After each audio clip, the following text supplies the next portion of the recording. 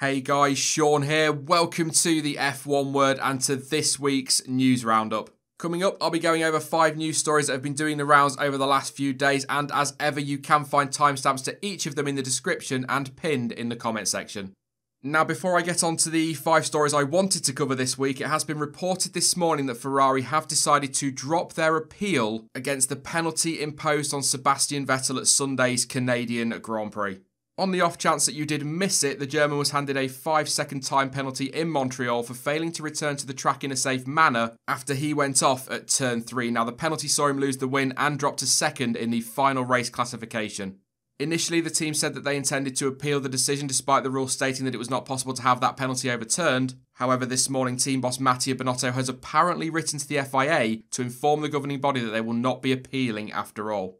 According to the Daily Mail, the team's decision could, and I must stress the word could, be due to new video evidence emerging that seemed to show Sebastian Vettel make a second steering input once he had regained control of his car.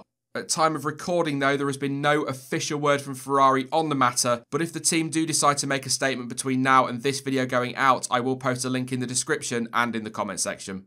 Moving on though, and Valtteri Bottas has said that the Canadian Grand Prix was a bit of a wake-up call in this fight for the title and admitted that he cannot afford too many weekends to go the same way.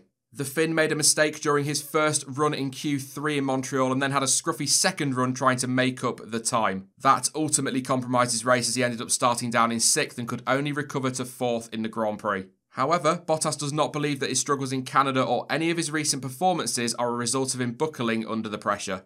I still felt really good in Q1 and Q2. In Q2, I had a clear idea of how to improve and where to improve, and I was really confident. Then it really came down to a silly mistake that meant I lost quite a few points, which is obviously annoying.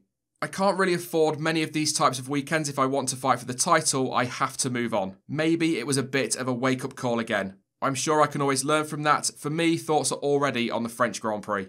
I have no pressure. I am very happy about the situation, how everything's been going since the beginning of the year. I made one mistake. Maybe at the end I was trying too much to recover that. I wouldn't say anything from the last couple of races was anything to do with pressure. Following what was an impressive first few races in 2019, Bottas does appear to have dropped off his teammates' pace in recent weekends and hasn't won since Baku, whereas Lewis Hamilton has won the last 3 Grand Prix. All of that means that the Finn finds himself 29 points off the top of the Drivers' Championship table.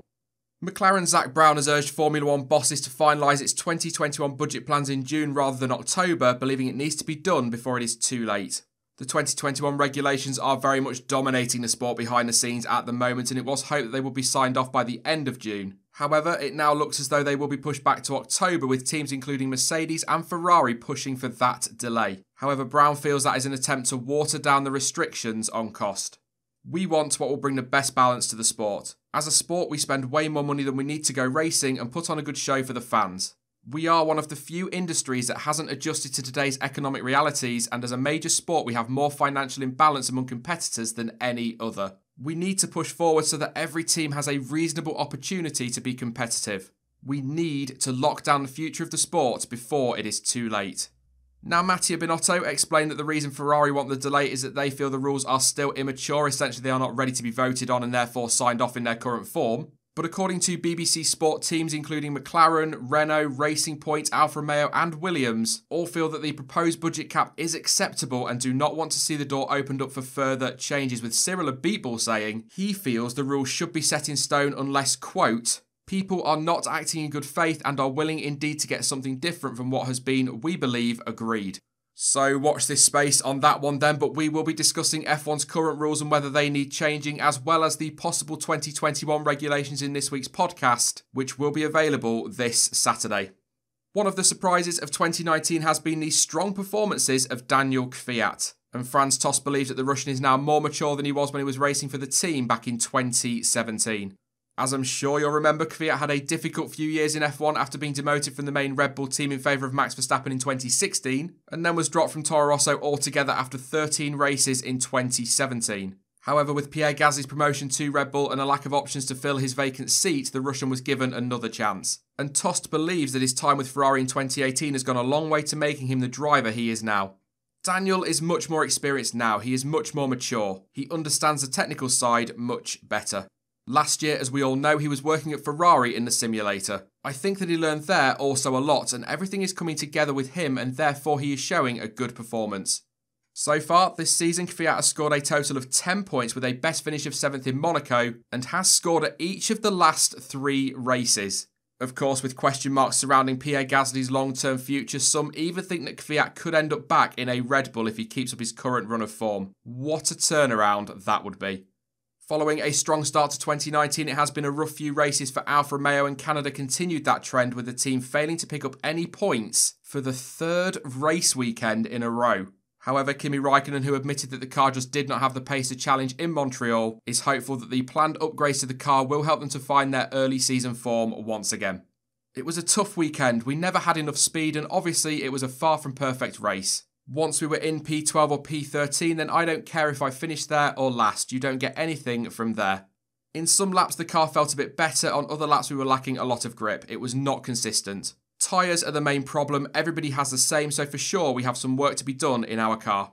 We should get some new parts for the next race. Hopefully that will help us to be back fighting for the points. It was not an easy weekend. We take what we got, look at what we can do, and take it from there.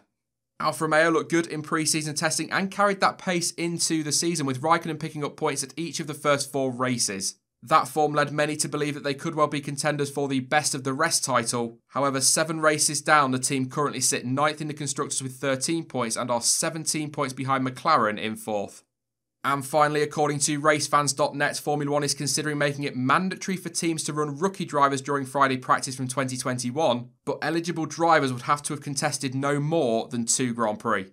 However, George Russell, who actually made his first appearance in F1 during practice for Force India back in 2017, believes that the possible new rule could actually do drivers' careers more harm than good. I think it's a great idea to try and give more track time to rookie drivers, but personally, I think this approach is not a good idea.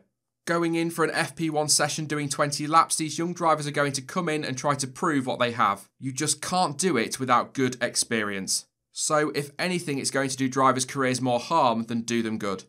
Russell did go on to add, though, that being part of a team's junior driver programme, in his case Mercedes of course, does give young drivers vital experience of things such as travel, which is all a part of being a Formula 1 driver. That is it then for this week's news roundup, but don't forget you can let me know your thoughts on any of the stories featured in the comment section down below. Now, I will be back on Saturday with Chain Bear for this week's podcast, and that should be out by around about 11 AM UK time. In the meantime though, don't forget you can follow me over on social media. The links to Twitter, Instagram, Facebook, and of course to Discord are all in the description down below. But as ever, thank you for watching. I've been Sean, this has been the F1 Word, and until next time, goodbye.